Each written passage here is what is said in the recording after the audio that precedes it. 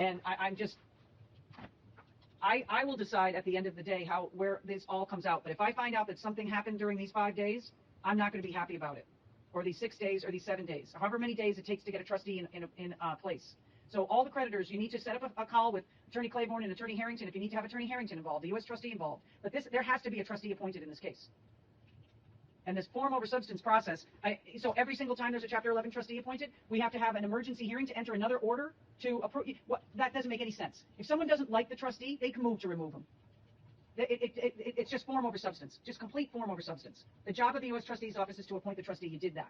He has a conflict. Then he should have to be removed and disclose the conflict to this court. The fact that none of this was disclosed and none of this would happen if this hearing didn't go forward is unacceptable to this court.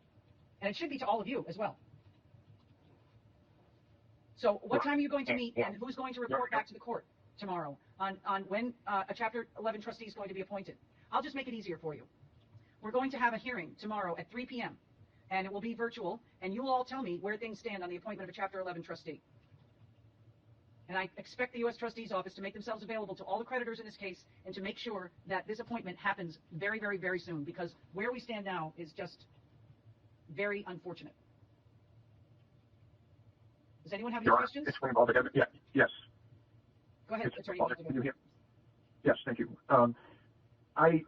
I was inferring initially from your comments that the debtor would be able to participate in those conversations, as generally the case. The U.S. trustee, as appropriate, did reach out to us immediately at the entry of the court's order. We responded in kind as to thoughts as to a trustee, which I understand is customary. We would expect to continue in that process. And I just didn't want your comments to be taken to exclude us from that. Okay, I understand.